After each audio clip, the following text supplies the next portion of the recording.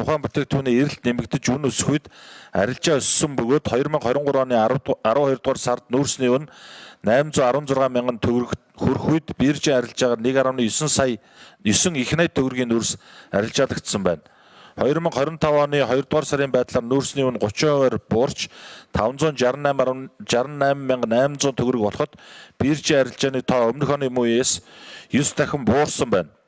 Уул уурхайн бүтээгдэхүүний биржээр 2024 оны 1-2 дугаар сард нийт 3.9 сая тонн нүүрсийг 1.8 их найт төгрөгөөр арилжаалж байсан ба тухайн хугацаанд нэг арилжаанд дунджаар 6 худалдаа өгч оролцдог байсан бол 2025 оны 1-2 дугаар саруудад нийт 428.8 мянган тонн нүүрсийг 122.9 тэрбум төгрөгөөр арилжаалаад байгаа ба нэг арилжаанд дунджаар 1-2 худалдаа өгчд оролцож байгаа нь эрэлт огцон буурсныг илэрхийлж байна.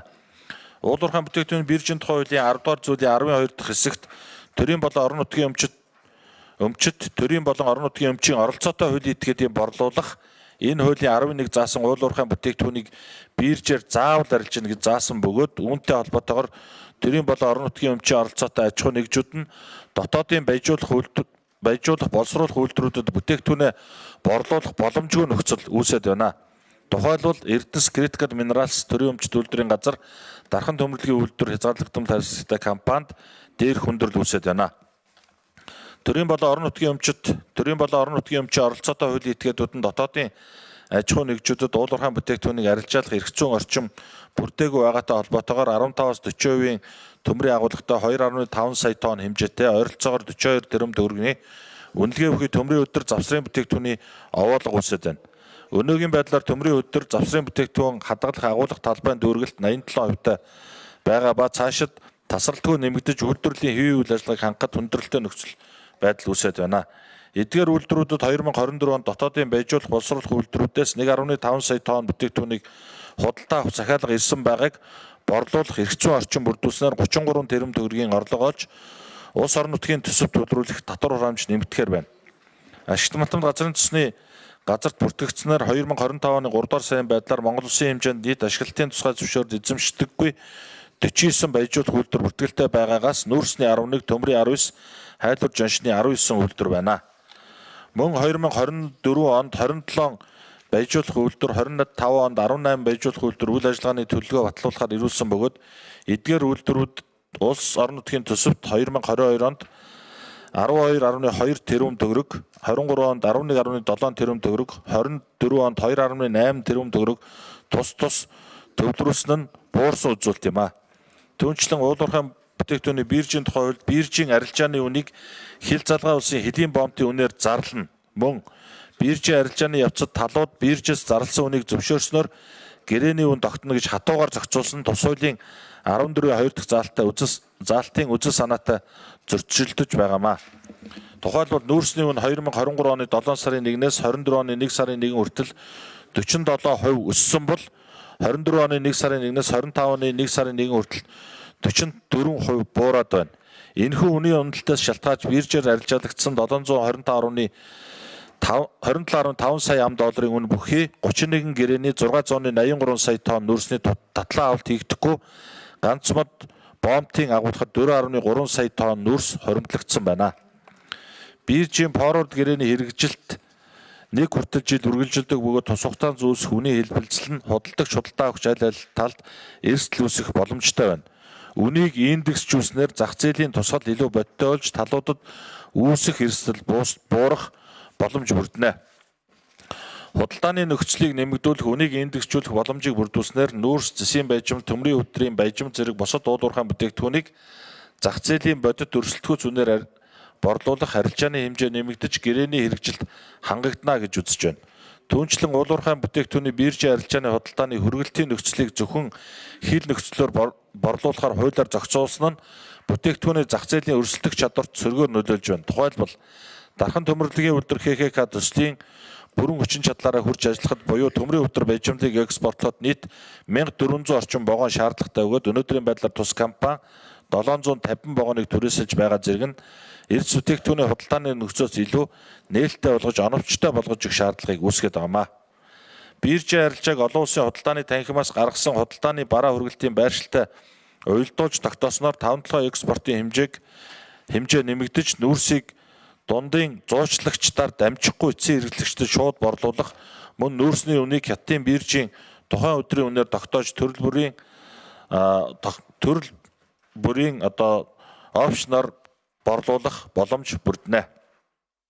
Уулуурхай бүтээгдэхүүний биржийн тухай хууль нэмэлт өөрчлөлт оруулах тухай хуулийн төсөл төрийн өмчт болон төрийн өмчийн оролцоотой хуулийн этгээд нь нийгмийн эдийн засгийн ач холбогдол бүхий томоохон төсөл бүтээн байгуулалтын ажлуудыг хэрэгжүүлэх зорилгоор харилцаа ашигтай тогтвортой урт хугацаанд бүтээгдэхүүн солилцох гэрээг засгийн газрын өргөн мэдүүлснээр Монгол Улсын их хурл шийдвэрлэж болох зохицуултыг тусгаснаа. Ингэснээр агаарын бохирдол, орон сууцчул, төгжрөл бууруулах зэрэг бусад нийгмийн эдийн засгийн ач холбогдолтой томоохон төслүүдийн хөрөнгө оруулалтыг шийдвэрлэх боломж бүрдэх юм а. Мөн цөмийн зэвсгийг үл дэлгэрүүлэх баталгааны хэлэлцээний дагуу Монгол Улс цацраг идэвхтэй ашигт малтуулалтын борлуулалтын мэдээ тайланг олон улсын атомын энерги агентлагт хөрвүүлэх үүрэг хүлээсэн тул уг харилцааг боловсронгуй болгох шаардлага үүсэт байна.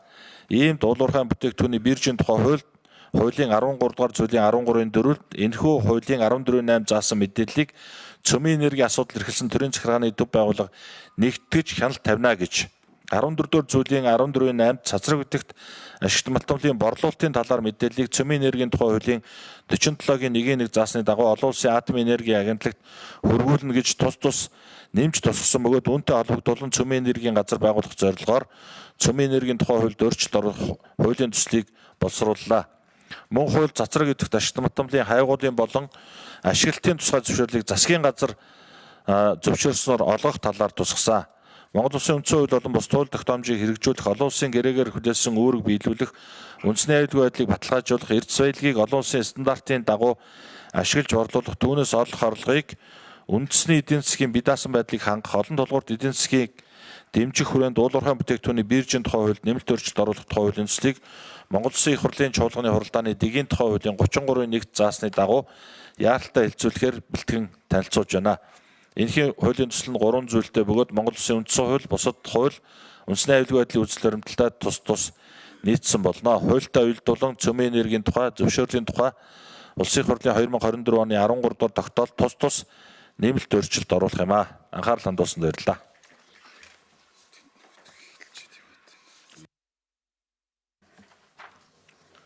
За Туван сайд баярлалаа. За ажлын хэсгийг танилцуулъя. Аж үйлдвэр эдис үйлгийн сайд Туван, Жавхланбаатар аж үйлдвэр эдис үйлгийн яамны төрийн нарийн бичгийн даргын албан үүргийг төр орлон гүйцэтгэгч Намчин Сүрэн, аж үйлдвэр эдис үйлгийн яамны эдис үйлгийн бодлогын газрын дарга Ганбаатар аж үйлдвэр эдис үйлгийн яамны хуулийн хэлтсийн дарга Хулан аж үйлдвэр эдис үйлгийн яамны ашиглалт ногоон хөгжлийн хэлтсийн дарга Дөлгөөн санхүүгийн зохицуулах хорооны үнд цаасны газрын дарга Баатар цогт Цөмийн энергийн комиссийн тамгын газрын дарга Чадраавал Цөмийн энергийн комиссийн Цөмийн технологийн бодлогын газрын дарга Нямдаваа Цөмийн энергийн комиссийн Цөмийн аюулгүй байдлын бодлогын газрын дарга Ядамжав Эрдэс Монгол компани нэгдлийн чанар бүтээмж хариуцсан менежер танай захирал хайцсан.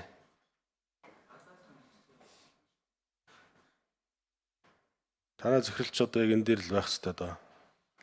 Энэ асуудал ч одоо хамгийн том асуудал болчихж байна. Жавзан Пагам Эрдэс Монгол компани нэгдлийн хяналтын асуудал хариуцсан менежер Төгс буян Эрдэс Монгол компани геолог үйлдвэрлэлийн бодлогын газрын дарга Мөнх Жаргал Эрдэнэс тавталгын компани гүйцэтгэх захирлын үүрэг гүйцэтгэгч Мөнх Жаргал байна уу? Байна. Чагнаад Дурж Дархны төмөрлөгийн үйлдвэр компани гүйцэтгэх захирал Бадрах Дархны төмөрлөгийн үйлдвэр компани санхүү удирдлагын газрын дарга Тэгш Жаргал Эрдэнэс Critical Minerals төрийн өмчт үйлдвэрийн газрын санхүү эдийн засгийн бодлогын газрын дарга. Энэ танай захиралч юм блэ? Байгаа мó? Хайцээ. За Дөлгөөн Монголын хөрөнгийн биржийн гүйцэтгэх захирлын үүргийг төр орлон гүйцэтгэгч. Хуулийн төслийн талаар хууль санаачлагчаас асуулт асуух гишүүд нэрсээ өгье.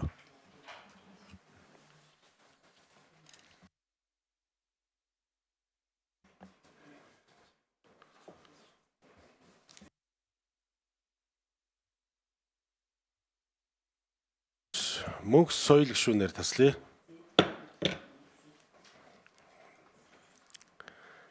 За ингээд асуурын ган уу гишүүн асуулт сонаа. За ер нь биржийн хуульд өөрсдөө оруулахыг бол дэмжиж байгаа. Гэхдээ энэ хэд хэдэн асуудал байна шүү. За нэгдүгээр асуудал нь 13 дээр та нар энэ бартраар 8 хийх эрхээ авах жил байгаа юм байна л да. Тэгээ энэ дээр улсын их хурл шийдвэрлэж болно гэж орсон нь яг ямар агуулгатай гэж ойлгох юм. Тэгээ нэг ойлгочмаар. Хоёрдугаарт яагаад энэ биржийн арилжааны дундаж үнийг баримтлана гэдгийг яагаад хассан гэдэг ч бас нэг тодруулчмаар. Нэгдүгээр асуулт. За хоёрдугаар асуулт энэ сүмийн энергийн хуулийг яагаад хүндсэн бэ? Сүмийн энергийн хуулийг биржийн хуультай уялдуулж нийцүүлж хүндсэн гэсэн асуудлыг сайд уншчих юм. Тэгээ энэ одоо нэг хууль оролдохороо ингээл дагуулаад агентлаг байгуулад гэдэг асуудал юу гэж ойлгох? Төсөв нь хаана? Энд чинь зүгээр нэг ажлын албатай байсан комисс шүү дээ. Энэ бол. За нэгдүгээр асуудал. За төрийн захиргааны төв байгууллагыг байгуулах чинь бол нэгдүгээр асуудал. Зорилго нь юу юм? Яагаад байгуулах чинь? Төсөв нь хаана? Үйл ажиллагааны төлөвөө нь хаана? Бүдүүх зураг нь хаана? Ямар бүрэлдэхүүнтэй ямар хичнээн хүн ажиллах юм? Одоо байгаа тэр ажлын албан чинь хэдэн ажиллаад байгаа. Одоо санхүүжилт нь хаанаас гарч байгаа. Тэгээ зүгээр ингээд биржийн хууль оролдонгуудаа ингээд агентлаг байгуулна гэж чинь яг зүгээр танд нэг үгэл хэлнэ бол хуулийн хулгай гэдэг шүү. Тэгээ одоо энэ хамтарсан засгийн газар ч одоо ингээд яагаад тах ингээд нэг юм хийгээл ингээд орон тооны юм байл нэг юм хийгээл ингээд бүтцсэн юм байл ингээд явах юм. Тэгээ бид нар ч уг нэг цомхон засагтай бай. За ухаалаг цомхон засагтай бай гэж одоо та нарын 24-с 28 оны засгийн газрын төлөвөнд тэгж орсон шүү дээ. Тэгээ яг хийхдээ ингээд дандаа эсрэгээр орж ирнэ. Тэгээ энэ дээр нэг хариултаа авчиад тодруулъя. За хариулт 3 номер Туан сайд. За ган гишүүний асуултанд хариулъя. За 13 дээр тий нөгөө одоо нэг заалт тэр нөгөө өмнө батлагдсан байсан. Тухайн үедээ энэ нөгөө гашуун цохот ганц модны хил холболтын төмөр замын одоо ажлыг урагшлуулах хүрээнд одоо Нямбатар сайдыг байх үед энэ асуудал шин заалт орсон. Тэр нь болохоор төмөр замын суур бүтц эзэмшигч компанитай гэрээ байгуулах гэсэн заалт байсан. Энэ заалтыг хасаад одоо оронд нь бол энэ төрийн болон төрийн эмчийн оролцоотой хуулийн этгээд нийгмийн эдийн засгийн ач холбогдол хийгээд томоохон төслөтөр бүтээн байгуулалтын ажлуудыг хэрэгжүүлэх зорилгоор бүтээгдэхүүн солилцох гэрээг засгийн газар өргөн мэдүүлснээр их хурл шийдвэрлэж болно гэдэг. Тэгээ энэ дээр бол нөгөө одоо маш олон засгийн газрын 14 мега төсөл. За дээрэс нь одоо сая бас бүсчилсэн хөгжлийн анх дахь уулзалт дараан гайд за мөн орон нутгад бас маш олон зүйл ярьж байгаа. Энэ дотор ер нь л нийгмийн шинжтэй асуудал дэд үтсийн одоо хөрөнгө оруулалтыг маш яаралтай хийгээч гэдэг ийм асуудал байгаа. Манай хууль эрх зүйн одоо хүрээнд энэ асуудлыг шийдвэрлэх боломж байхгүй. Тухайлх юм бол уул уурхайн бүтээгдэхүүнээ бид нар борлуулад амнаа таваад түүнийгээ баялагын санд төвлөрүүлээд тэндээсээ хуваарлт хийх замаар юм уу эсвэл улсын төсвөр хийх гэсэн ийм хоёр л сонголт байгаа. Тэгэхээр энэ дээр бол бид нар гавьтай одоо дөрвтэй өөрчлөлт асуудал шийдэх юм байдал оруулж ирж чадахгүй байгаа учраас энэ асуудлыг засгийн газар тухайлх юм бол бүсүүдийн асуудлыг эренблээд юм уу эсвэл засгийн газар дээр 14 мега төслөөс шийдвэрлэх асуудлаа оруулж ирээд саяны гашуун цохот ганц модны хил холболтын хилцээр баталдагчээр их хурлын шийдвэрээр батлагдаад явбал илүү хэрэгжил талдаа илүү болох юмаа гэдэг үндслээр энэ заалтыг оруулж ирсэн. За Цөмийн энергийн агентлагтай холбоотой асуудал дээр бол нэг зовлонтой асуудал байгаа нь энэ олон улсын атомын энергийн агентлагаас биднээс одоо маш олон одоо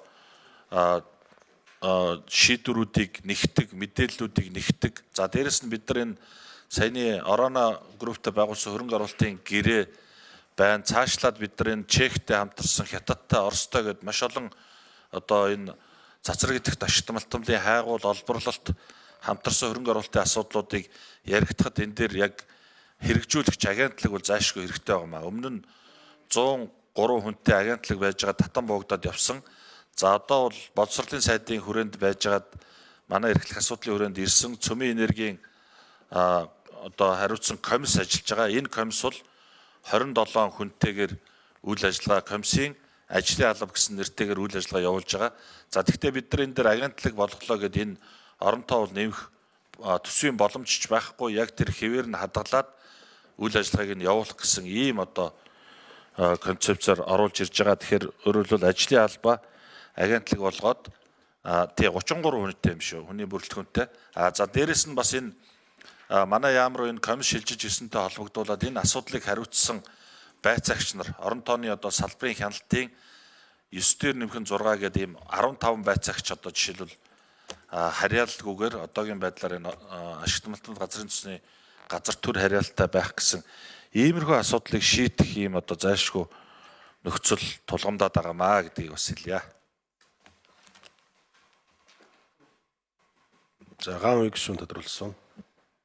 Яг танилцуулга дээр чинь ийм л юм яваад байна л да. Цөмийн зэвсгийг үйл дэлгэрүүлэх баталгааны хэлцээрийн дагуу Монгол улс засаг идэвхтэй ашигт малтанд борлуулалтын мэдээ талинг олон улсын агентлагт хөрвүүлэх үүрэг хүлээсэн тул уг харилцааг босронгүй болгох шаардлагатай гэдээ орсон байгаа байхгүй юу.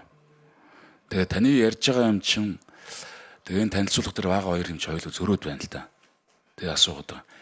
Яг ойлгож байна. Тэгээ одоо энэ бас энэ яалчгүй одоо бид нар шинэ ордуудаа ашиглавал бас зөв байх л да. Гэхдээ агентлаг байх юм байгуулах хэмжээний асуудлыг үйл гэдэг дээр л эргэлзэж байна. За ойлголоо, баярлалаа.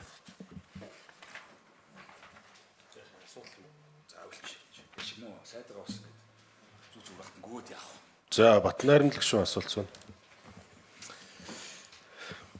байна. За уулуурхаан бүтээгдэхүүний биржийн тухай хууль энэ дээр жоохон түүх ярих хэрэгтэй байна. За энэ хууль 2022 оны 12 сарын 23-нд батлагдчихсэн. Та бүхэн санаж байгаа бол 2022 оны 12 сард маш олон залуучууд Сүхбаатарын талбай дээр гараад хас 30 хэмээн градусанд нүцгэн жагсчихсэн шүү. Нүүрсний хулгайтаа тэмцэх. Тэр нүүрсний хулгайтаа тэмцэх шийдэл нь өөрөө энэ уулуурхаан бүтээгдэхүүний биржийн тухай байсан. 8 жил гацаад явдггүй хууль 2-7 хоногийн дотор батлагдчихсэн. За миний хувьд өөрөө дид сайдаар ажиллаж байхдаа энэ хуулийг улсын хурал дээр яг асуултанд нь хариулаад тухайн үед ингэж батлуулж ирсэн. За энэ хууль тэгээ хэр үр дүнтэй болсон юм бэ? 2023 оноос 2025 оны 2 сарын тоогоор 16.9 их 80 төгрөгийн арилжаа хийгдсэн байна. 16.9 их 80 төгрөгийн арилжаа.